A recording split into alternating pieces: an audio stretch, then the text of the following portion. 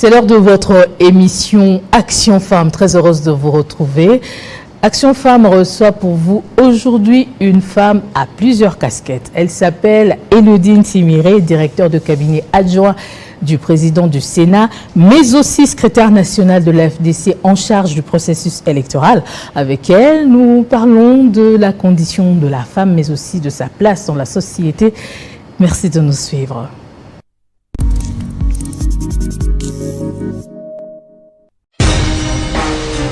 Mariée et mère des 4 enfants, Elodine Simiré est directeur de cabinet adjoint du président du Sénat, Modeste Ba Tiloukwebo.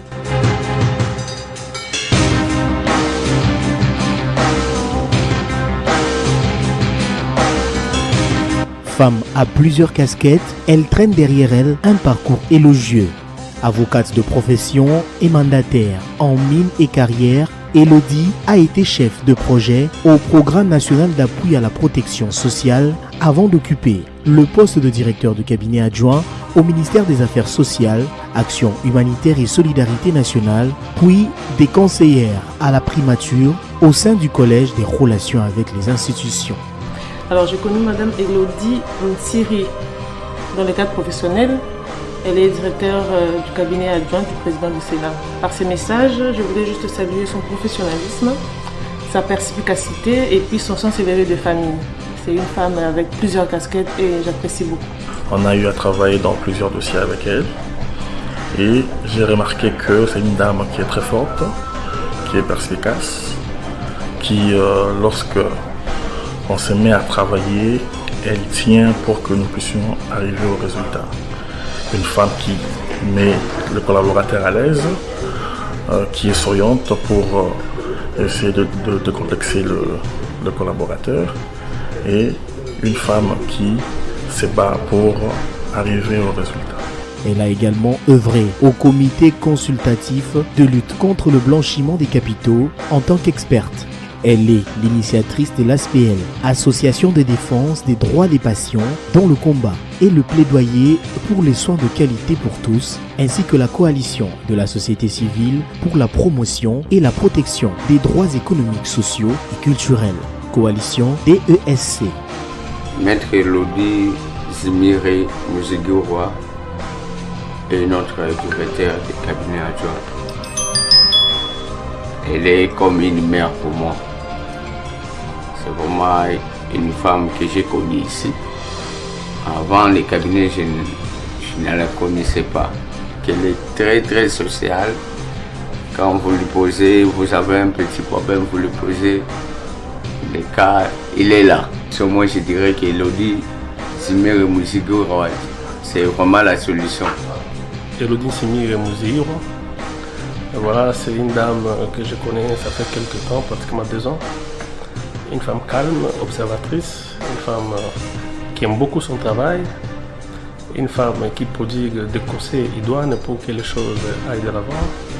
Donc c'est une femme qui est vraiment calme et qui n'aime pas de problèmes.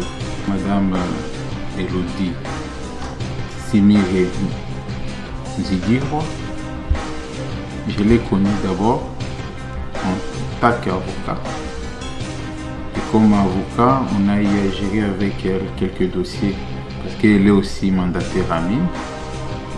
Et elle a été efficace sur plusieurs points et elle a permis à ce que nous puissions terminer la transformation de certains titres. Donc je reconnais que c'est une femme qui fait beaucoup d'exceptions par sa manière de travailler en tant qu'avocat. En politique, Elodie Simiré occupe actuellement la fonction de secrétaire national chargé du processus électoral à l'Alliance des forces démocratiques du Congo, AFDC, pour les comptes duquel elle est potentielle candidate aux élections législatives, précisément à la députation nationale.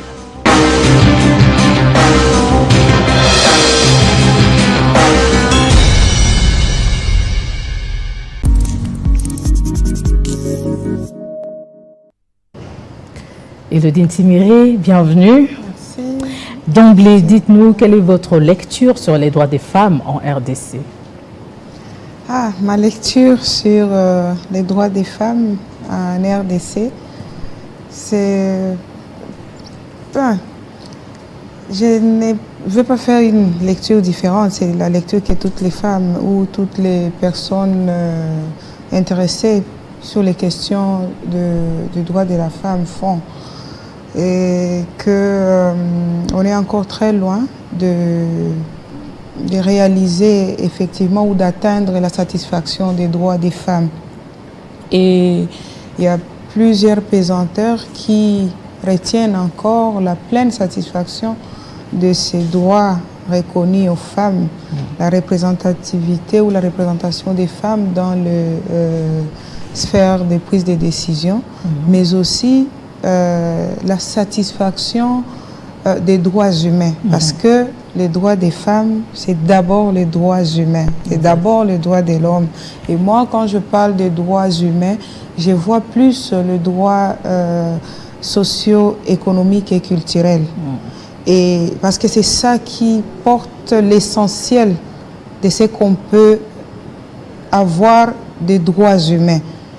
Les droits à la vie, les droits à la santé, les droits à l'éducation, au logement, à l'électricité, à l'eau, à des meilleures conditions de vie.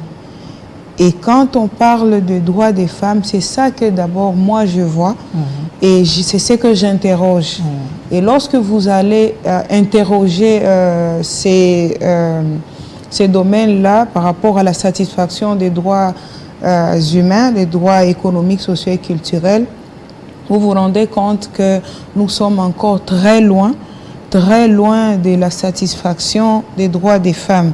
Et on se perd totalement lorsqu'on aborde les questions des droits des femmes. On pense que il faut avoir 30% des femmes dans les instances de prise de décision ou dans les institutions du pays. Il faut avoir 50% dans à ces différents niveaux, 50% des femmes. On se trompe et on limite toute la lutte à ça. On limite toute la lutte à ça, on limite tout le combat à ça et on fait une très mauvaise lecture, une très mauvaise appréciation de la satisfaction des droits des femmes. Les droits des femmes sont d'abord les droits humains. Les droits, moi, quand je parle, comme je dis, droits humains, je vois les droits économiques, sociaux et culturels. Les droits à la santé, les droits à l'éducation, les droits au logement, les droits à une meilleure condition de vie.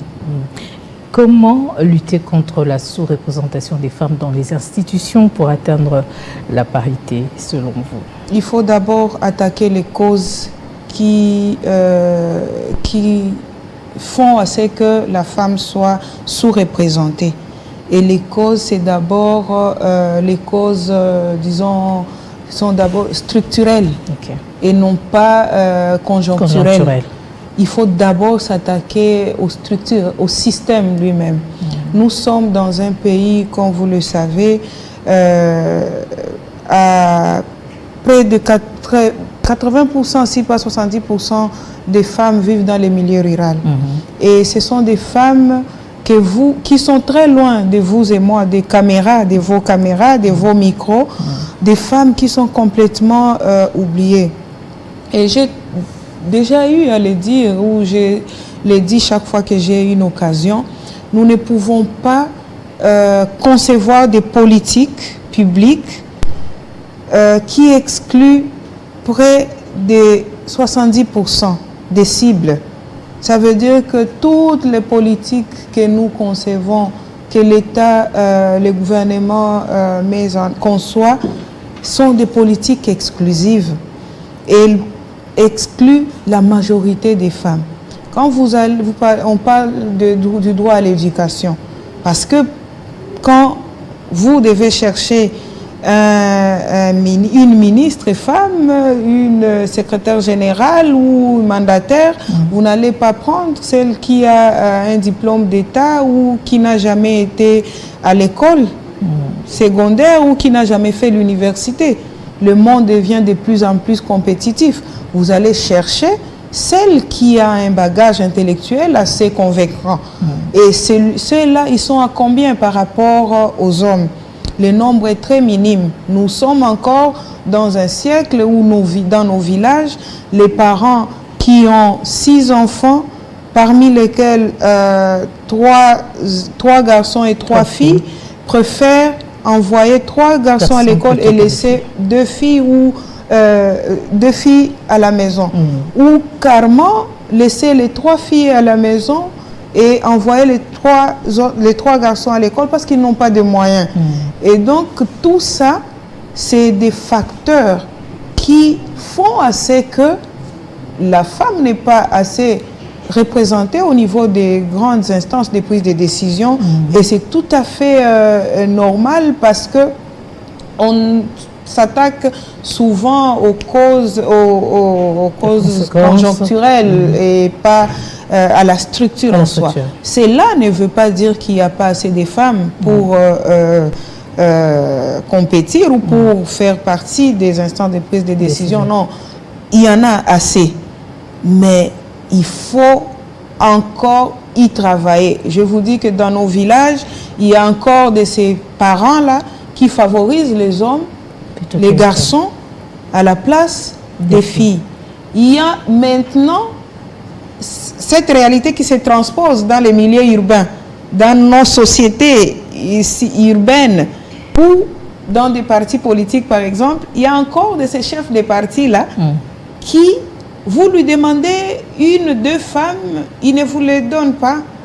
Il va préférer donner un homme, 2, au lieu de donner, de présenter la candidature d'une femme. Donc il y a encore ces hommes-là qui doivent être vraiment, excusez-moi le terme, pas éduqués, mais sensibilisés et conscientisés sur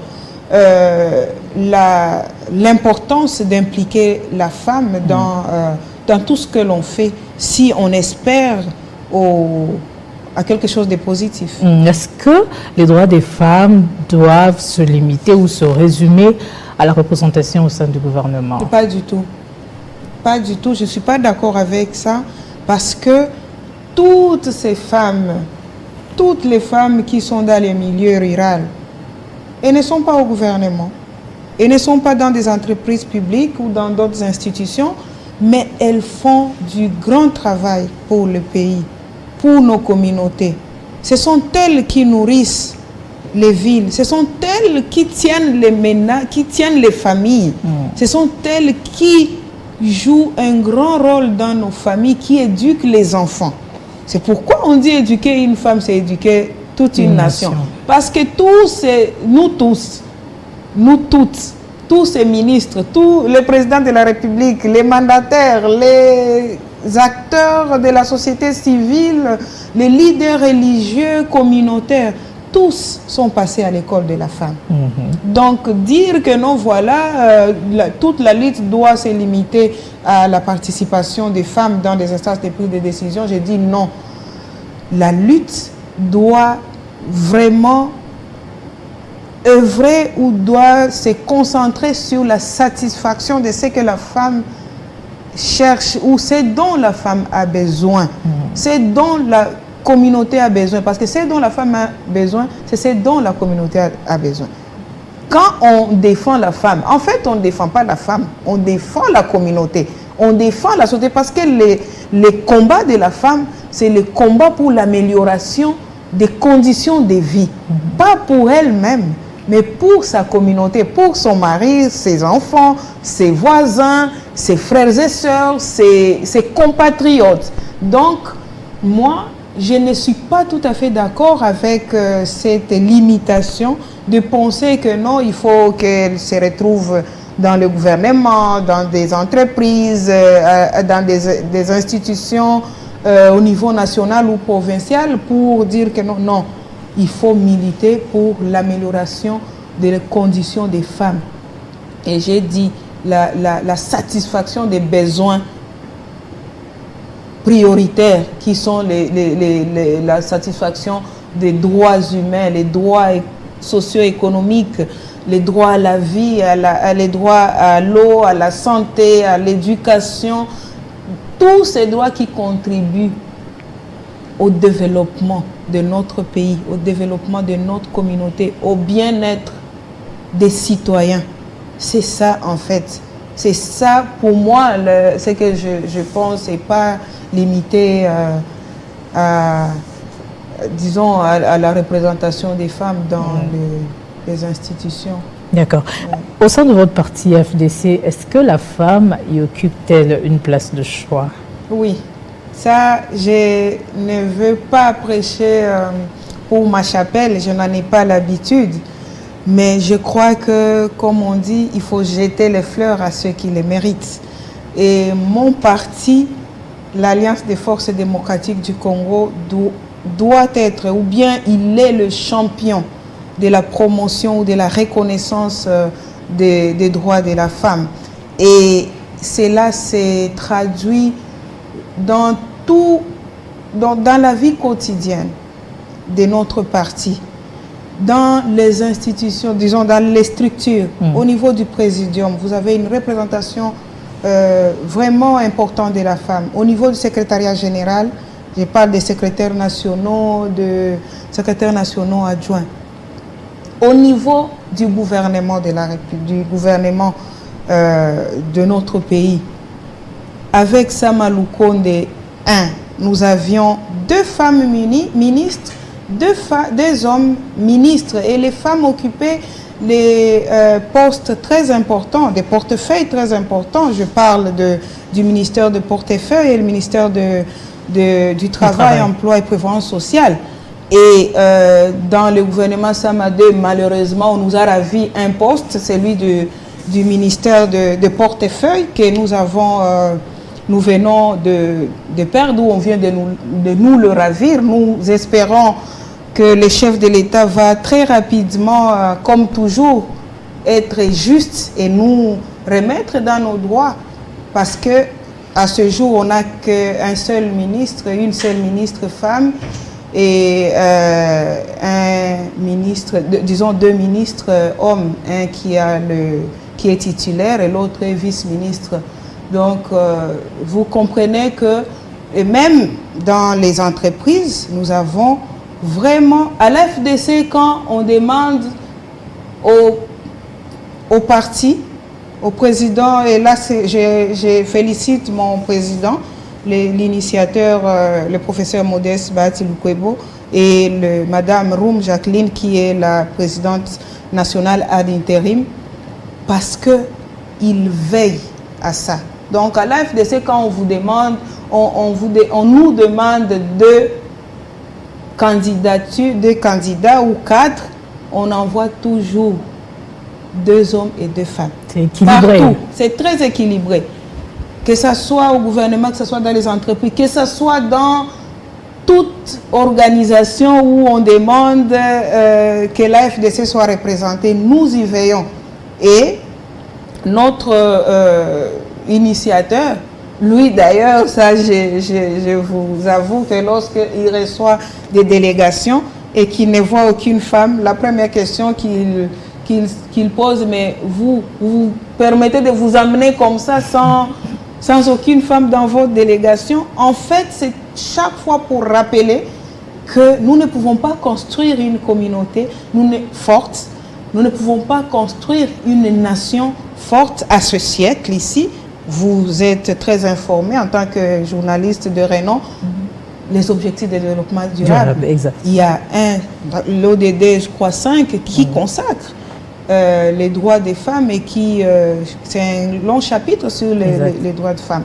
Donc, je peux dire que je suis très à l'aise à l'Alliance des forces démocratiques du Congo parce que nous avons vraiment, et d'ailleurs nous avons même une politique genre, nous avons un bon agenda pour la promotion des droits des femmes et nous y travaillons et nous ne cessons pas. Même au niveau du présidium, le président Modeste Bahati Lukwebo veille toujours à rappeler à tous ces commandos que vous devez tenir compte du respect des droits des femmes, de la représentativité de la femme dans tout ce que vous faites, dans tout ce que vous accomplissez comme travail au quotidien. Nous sommes dans une année électorale, vous le savez, et vous avez effectué récemment une descente dans votre fief Cabaret, c'est dans la province du Sud Kivu, pour vous faire enrôler, accueilli par une foule en liesse, dont les femmes. Alors, quelle est la condition de la femme dans cette zone? C'est qui nous emmène à nous pencher sur la condition de la femme rurale. C'est les conditions des femmes rurales dans tout notre pays. Elles sont les mêmes partout parce que vous savez, comme je venais de le dire, les droits des femmes, lorsqu'on les évoque, on ne doit pas regarder cette femme qui est sur le projecteur.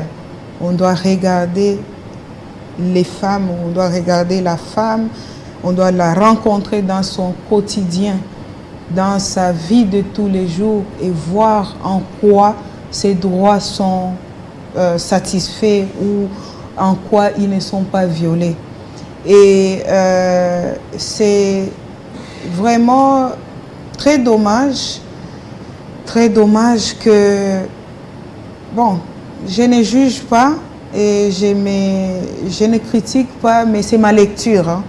Je pense que les femmes du milieu urbain, les femmes qui occupent des postes de responsabilité au plus haut niveau ou à un certain niveau de notre pays ne font pas encore assez pour les femmes du milieu rural.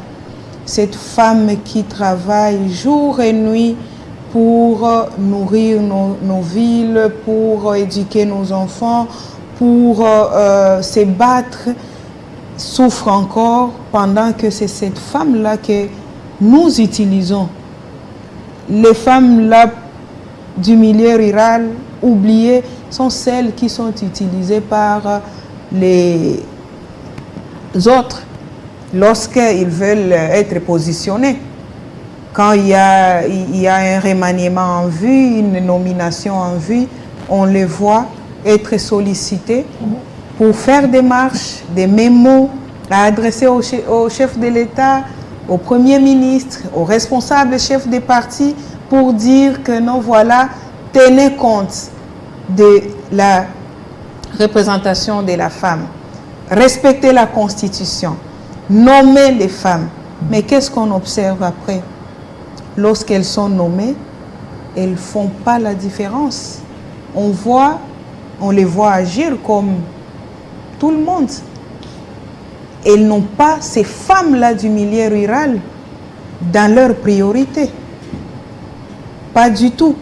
Parce que cette femme-là, à ce jour, continue à mourir, faute d'accès aux soins de santé de qualité. Cette femme-là du milieu rural continue à être analphabète, continue à voir ses enfants rester dans la cour ou aller dans les champs ou derrière les bêtes, dans les pâturages, parce qu'ils ne peuvent pas aller à l'école. Parce qu'il ne faut pas oublier, nous sommes, heureusement que le chef de l'État, dans sa vision, a rendu gratuite l'école des bases, mais il y a encore des problèmes. Il y a encore des problèmes parce qu'il y a ceux-là que moi j'appelle les oubliés de la gratuité. Ceux-là pour qui les parents ne peuvent pas trouver même le cahier ou l'uniforme pour les envoyer à l'école. Or, les écoles n'acceptent pas les enfants sans cahier, sans uniforme. Exact. Il y a des enfants orphelins qui n'ont personne pour les envoyer à l'école. Et moi, je les appelle les oubliés de la gratuité. Ils sont complètement oubliés. Et c'est ça qui devait être la priorité de ces femmes-là, qui sont dans les grandes instances de prise de décision. Malheureusement, on est loin encore de réaliser cela. Votre combat en faveur de la femme rurale en particulier? Oui, je travaille avec les femmes rurales parce que, vous savez, dans la vie où Dieu nous a créés, avec un instinct de survie. Et lorsque vous vous trouvez dans des conditions très difficiles, la première chose qui vient, le réflexe, c'est de chercher par où vous pouvez trouver une issue, une solution. Et les femmes dans les milieux ruraux en ont trouvé une. Elle s'organise en ce qu'on appelle avec. Ça s'appelle Association villageoise d'épargne et de crédit. Elles se réunissent chaque jour, disons chaque semaine, une fois par jour, et à chaque réunion, elles viennent avec $1, 1000 francs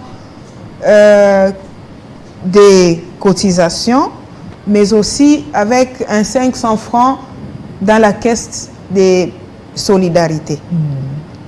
Et après avoir mis dans la caisse commune, elle prête à une d'elles. Mais c'est des sommes pas assez importantes pour couvrir le besoin par rapport à la demande. Mais au moins, c'est un début de solution. Elles s'organisent comme ça. Et c'est avec ces femmes-là que je travaille, en les accompagnant, en essayant d'adhérer dans ces... de faire partie de ces associations-là villageoises d'épargne et de crédit, en y mettant une contribution pour permettre à ce qu'elles puissent elles puissent tourner quelque chose selon les tours de rôle, quoi. Et ça permet quand même aux unes et aux autres de se faire quelques activités génératrices de revenus. À part ça, je suis membre de l'association des femmes intellectuelles de mon village, de mon groupement, le groupement de Louhi, territoire des Cabarets, dont je suis originaire et native d'ailleurs. Et on travaille dans en tout cas plusieurs activités, l'élevage, on donne des chèvres qui font des tours.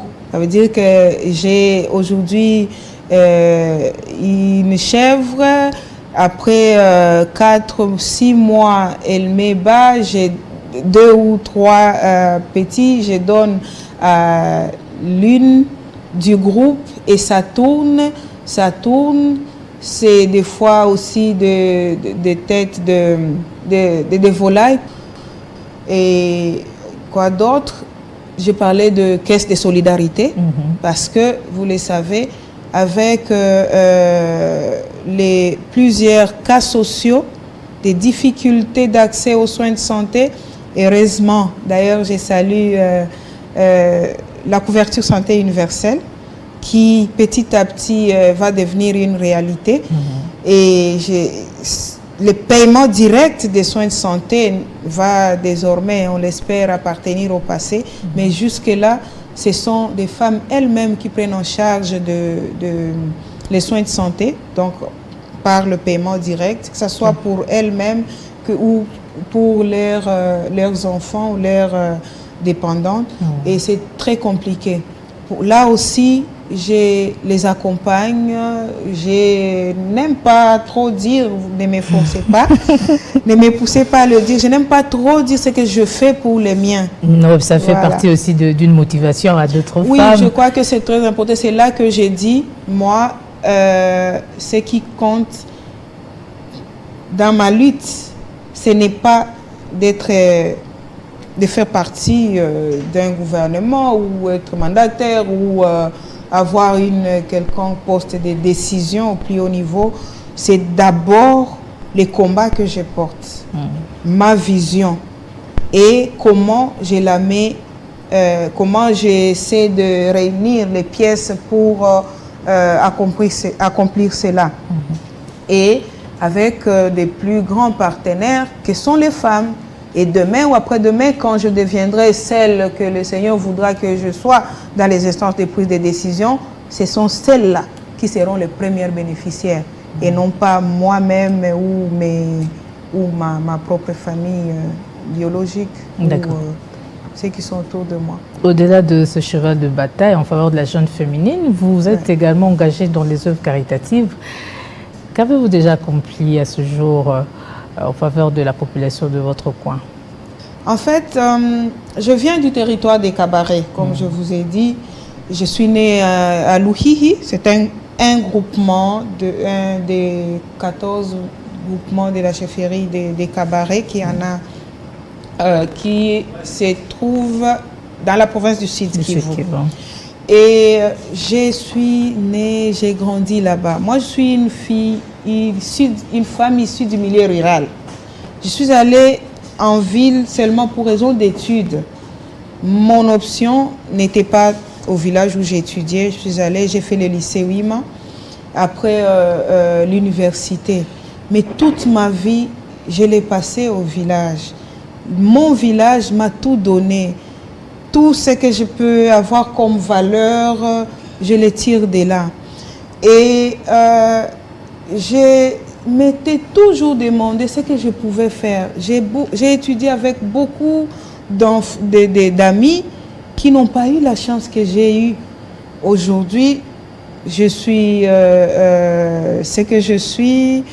Je rends grâce à Dieu.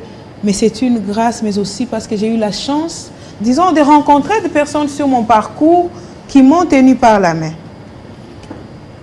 Et cela n'arrive pas souvent au village. Cela n'arrive pas souvent dans les milieux reculés. Et la première des choses qu'on peut penser donner lorsqu'on se sent redevable, c'est d'abord au niveau de l'éducation. Ça veut dire donner la chance à d'autres qui sont là, avec qui tu as été, à au moins compétir, disons, hausser un peu la tête. Et parce que nous sommes dans ce monde qui se mondialise de plus en plus, qui se modernise, l'éducation c'est un élément vraiment capital. Pour dire que je suis dans le secteur de l'éducation. Je prends en charge des enfants vulnérables. À ce jour, je peux être à 420 enfants, disons, élèves au niveau du secondaire, parce qu'avec la gratuité, avant j'étais à l'école primaire et secondaire, mais avec la gratuité, je suis au niveau, je paye pour le niveau secondaire et les primaires, j'appuie avec l'octroi des fournitures scolaires, uniformes et autres. Et dans mon groupement d'abord, parce que j'aime être quand même méthodique et stratégique. Ça ne sert à rien de dire non, je vais faire partout sans montrer un peu la méthode et dire que non, aux autres, vous pouvez aussi faire ça. Et aujourd'hui, dans mon groupement de Luhihi, il y a 14 écoles secondaires. À toutes ces écoles-là, les enfants n'avaient jamais vu un ordinateur. Jamais. Ils étudiaient le cours d'informatique comme ça, par imagination. On dessine la souris, l'écran, les boutons et tout. Et ils n'ont jamais vu. Vous êtes d'accord avec moi qu'au jour d'aujourd'hui, on ne peut pas en tout cas évoluer sans informatique. Les nouvelles technologies de l'information et de la communication, l'accès au numérique, tout ça nécessite un apprentissage de l'informatique. Et j'avais pensé à ça, j'ai dit, qu'est-ce que je peux faire? Avec ce que je gagne mensuellement, j'ai conçu un programme d'octroi des ordinateurs à des écoles secondaires. Et à ce jour, dans tout mon village, tout mon groupement, toutes les écoles secondaires ont chacune un ordinateur. Et ceux qui ont plus d'une option en ont reçu 3 ou 4. Que ça soit là, c'est dans mon groupement. Les autres groupements voisins en ont reçu également. Mais c'est pour leur dire aussi, et pour dire aux autres leaders que nous pouvons organiser notre société en attendant que l'État fasse réellement son travail. Nous pouvons réaliser quelque chose parce que ce sont des petits oasis qui peuvent faire de grands ruisseaux, comme on dit. Exactement. Et voilà pour ce qui concerne le secteur de l'éducation, mais aussi le secteur de la santé. Je suis née sur la route. Ma mère allait à l'hôpital et n'est pas arrivée parce que l'hôpital est très éloigné de mon village. Elle revenait au champ. Et chez moi, les femmes continuent à mettre au monde par terre, chez elles à la maison. Et dans les centres de santé de notre zone de santé, je parle de la zone de santé de Katana, j'ai donné des lits d'accouchement, les lits modernes d'accouchement. J'avais donné des microscopes, des fois je donne des médicaments et des appareils pour les enfants, des appareils respiratoires pour les enfants. J'ai aussi initié une radio communautaire. Dans mon groupement, il y a une radio, Kamole FM, que j'ai mise en place et qui fonctionne très bien. Le chef de l'État a réorganisé son gouvernement il y a quelques jours. Votre avis sur le gouvernement Sama 2? Je pense que c'est un gouvernement qui suscite un peu d'espoir, surtout en ce moment où le pays est agressé. Vous savez que ça va faire plusieurs mois, si pas 2 ans à peu près, que l'on observe des mouvements très très actifs du M23, mais qui ne sont pas vraiment M23, de l'attaque de l'armée rwandaise en République démocratique du Congo, l'agression du Rwanda et de l'Ouganda, parce qu'il y a aussi l'Ouganda, on en parle moins, mais c'est le Rwanda et l'Ouganda qui agressent notre pays. Et depuis la proclamation de l'état de siège dans les 2 provinces, de l'Ituri et du Nord Kivu, on a senti quand même qu'il y avait des soucis par rapport à l'évolution de la sécurité dans ces coins-là. Et bon, l'arrivée des forces de la East African Community, on n'a pas senti un apport sensible par rapport à l'éradication de ces groupes-là. Tous les accords, on a l'impression qu'ils n'ont pas été respectés. Et bon, peut-être que l'aménagement qui a eu lieu au niveau du gouvernement va pouvoir nous apporter quelque chose. Pour ce qui concerne le social, je pense que ce gouvernement doit beaucoup travailler parce que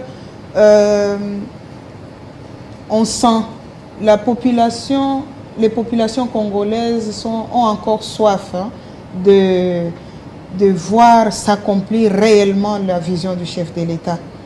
Il y a encore de sérieux problèmes des conditions, de l'amélioration des conditions de vie des populations congolaises. On ne doit pas se tromper. Il ne faut pas que les gens pensent que voilà, il y a une satisfaction quelque part. Non, c'est une insatisfaction. Et nous pensons que le Premier ministre, avec son gouvernement, sous la vision du chef de l'État, va beaucoup travailler. Il faut qu'il travaille parce qu'on ne peut pas passer vraiment toutes ces années avec tout ce que les populations attendaient du chef de l'État sans que dans la vie quotidienne de populations congolaises, on sente un changement. Je suis très intéressée et passionnée, ou bien je suis dans la lutte pour le droit à la santé. Et je ne peux pas parler de ce gouvernement Sama 2 sans parler du changement qu'il y a eu au niveau du ministère de la Santé. Celui qui a pris la tête du ministère de la Santé aujourd'hui, c'est celui qui était conseiller spécial chef de l'État en matière de couverture santé universelle. Un homme, un médecin très technique, qui connaît vraiment le secteur, qui a beaucoup travaillé dans le processus de la couverture santé universelle pour qu'elle soit une réalité en mettant en place vraiment toute une architecture institutionnelle pour permettre à ce que la couverture sanitaire universelle soit vraiment une réalité. C'est celui-là qui vient de prendre la tête du ministère de la Santé. Ce sont des ministères qui sont très importants pour la vie de la nation. Des ministères qui ne doivent pas être politisés. Parce que le mal de ce pays, il faut qu'on se le dise et on se regarde. en face quand on le dit, c'est la politisation des secteurs très sociaux qui n'ont peut-être rien à voir avec la politique, qui n'ont de la politique parce que c'est un gouvernement, mais qui sont très importants et qui sont malheureusement au fil des années ne se voient pas accomplir leurs attributions à cause de la politisation. Donc, ce que j'aimerais dire, c'est vraiment insister, saluer d'abord la venue ou la nomination du professeur, du docteur Roger Kamba à la tête du ministère de la Santé. C'est vraiment beaucoup d'espoir que ça suscite. On croit réellement que la couverture santé universelle va être une réalité. Et avec son duo, parce que son vice-ministre, c'est un technicien aussi, un praticien du secteur privé, le docteur Serge Olène, vice-ministre de la Santé. Je crois que les deux, vraiment, n'auront pas d'excuses. Ils sont très compétents, ils sont très capables et ils n'auront rien à faire que accomplir la vision du chef de l'État. Donc, permettre à ce que les citoyens congolais bénéficient des soins de santé de qualité dans les meilleures conditions qu'on puisse envisager et en limitant le paiement direct.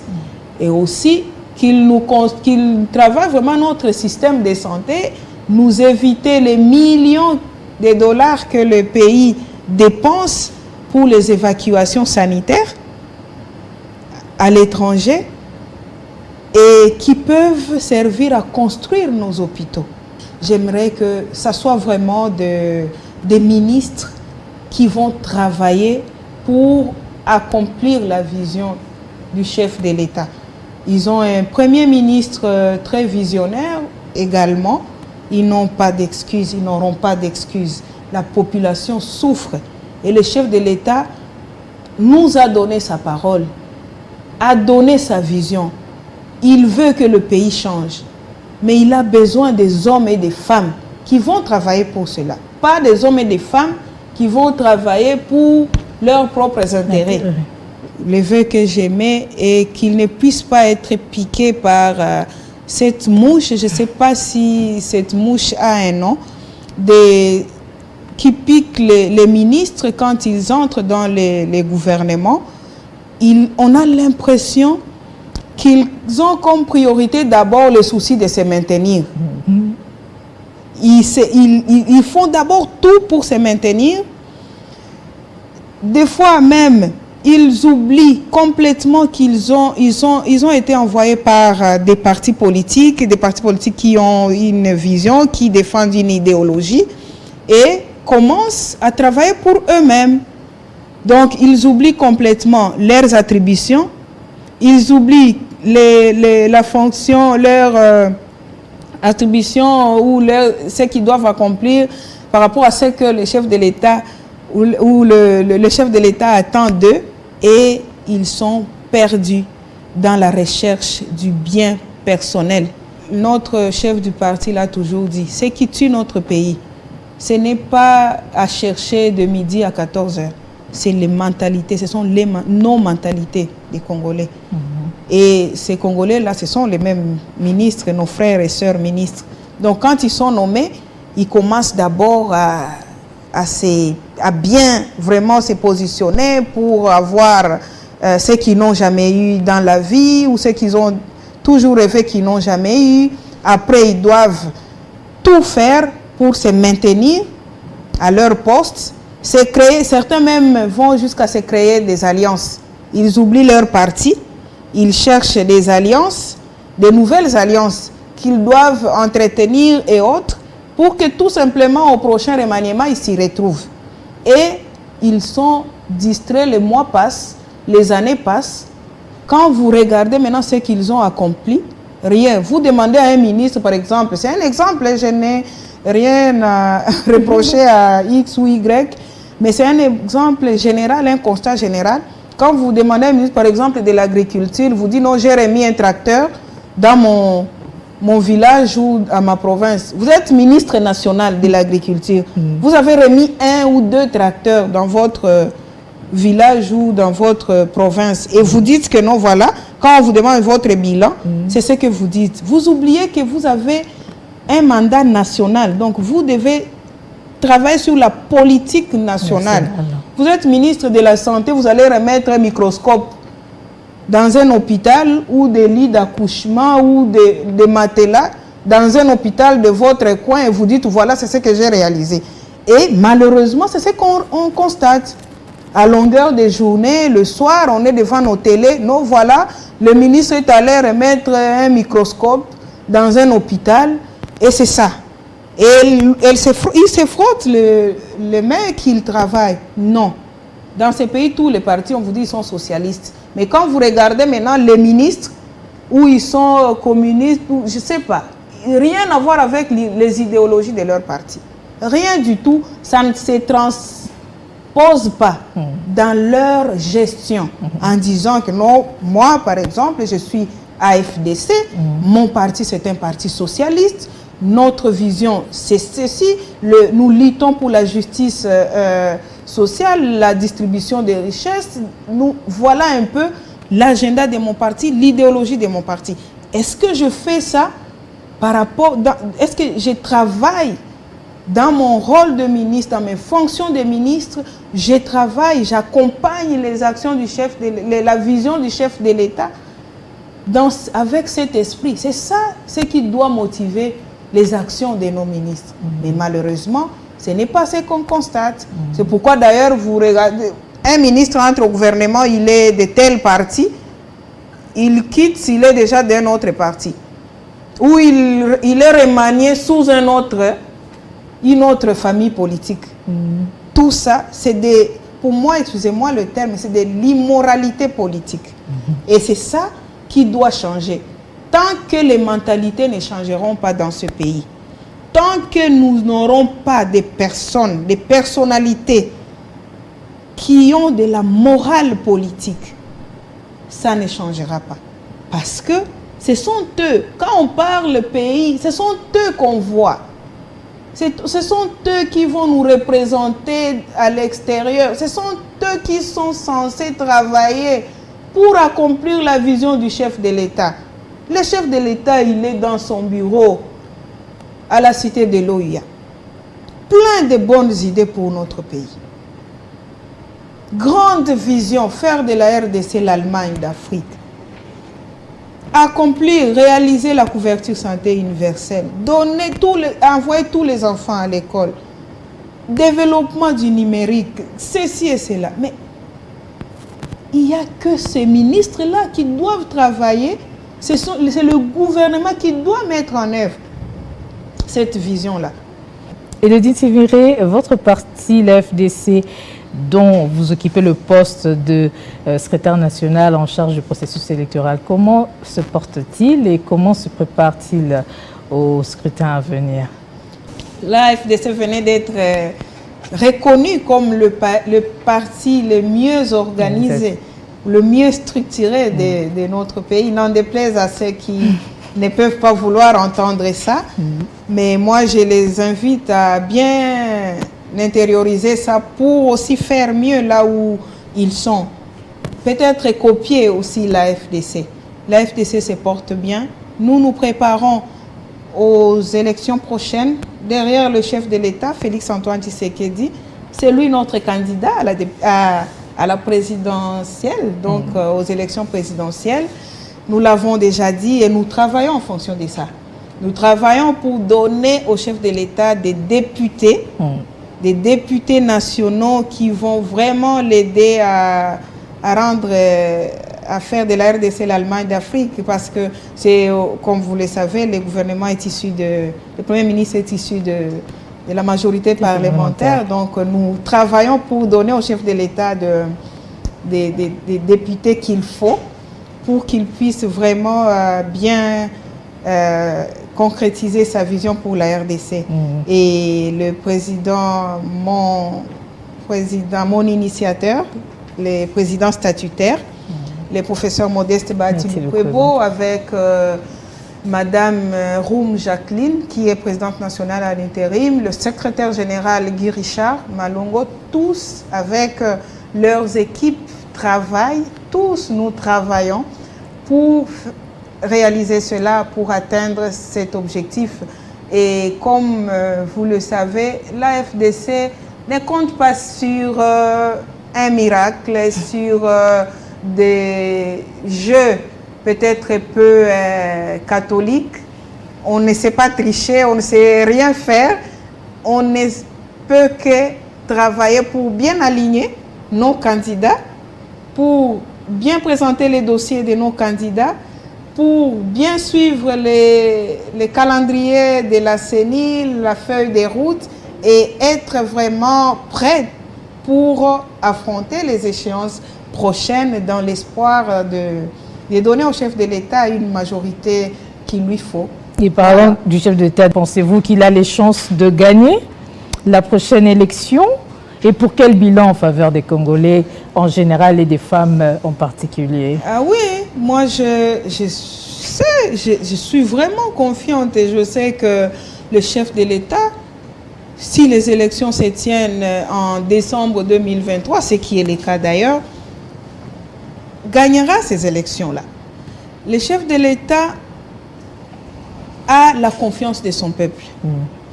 Il est arrivé au pouvoir, vous savez, il a tout fait. Ce n'était pas facile de travailler sans une majorité, mais c'était sans une majorité numérique, parce qu'il avait la majorité, la vraie majorité, qui croyait en lui, qui a cru en lui et qui l'a suivi.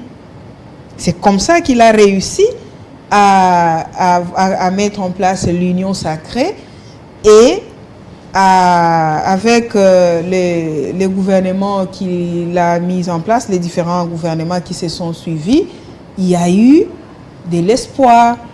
Bien sûr que le chemin est encore long, je venais de le dire, il y a encore beaucoup à réaliser, mais voir d'où l'on vient et tel qu'on va, il y a de l'espoir. On ne peut pas se satisfaire et penser que non, voilà, on est arrivé à un niveau. Non, il y a du chemin. Mais par rapport à d'où l'on vient, il y a quelque chose.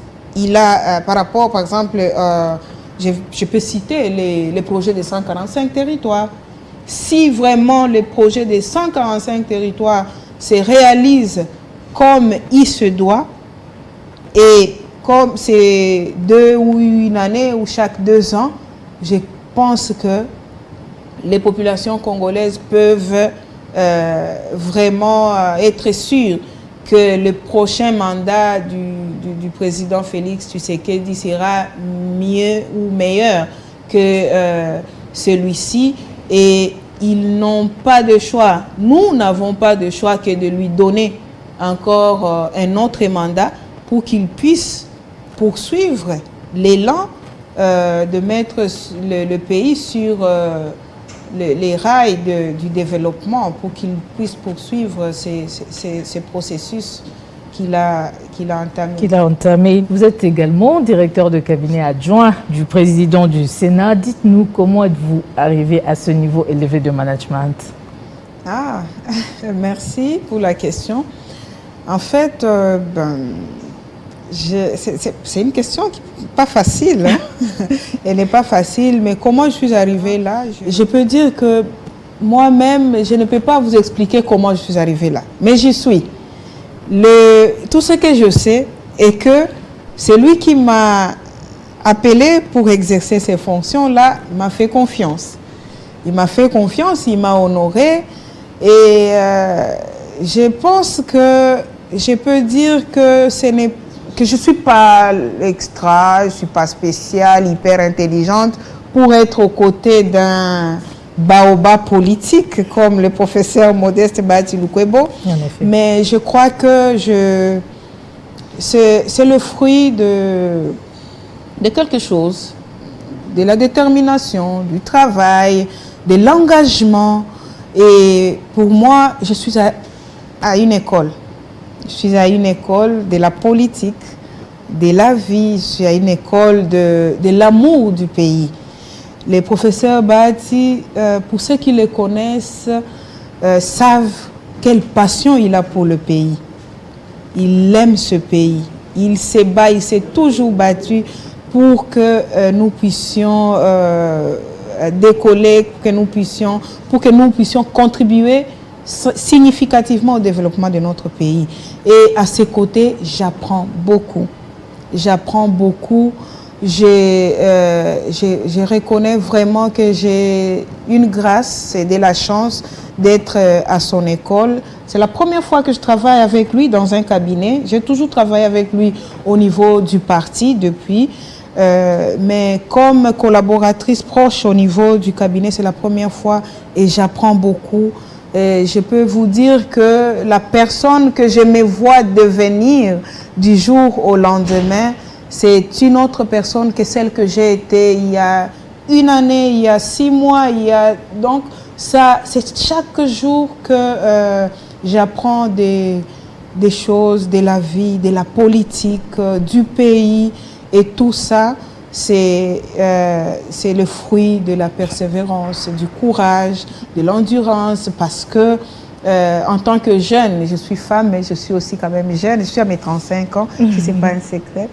Et je crois que nous avons beaucoup à apprendre auprès des grands, auprès des baobabs comme le professeur Modeste Bahati Lukwebo, et on ne peut pas devenir du jour au lendemain ce qu'on rêve de devenir si on n'est pas passé par une école.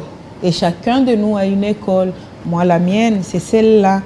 Et j'y suis, j'y demeure. Okay. Il ne reste plus qu'à vous remercier, Élodie Ntimire, d'être venue sur notre plateau et d'avoir accepté notre invitation. C'est moi qui vous remercie. Élodie Ntimire, directeur de cabinet adjoint du président du Sénat, mais aussi secrétaire national de l'AFDC, en charge du processus électoral, était notre invitée d'aujourd'hui. Avec elle, nous avons parlé de la condition de la femme, mais aussi de sa place dans la société. C'en est fini pour Action Femmes. Merci de votre attention. On se retrouve très prochainement avec le même plaisir.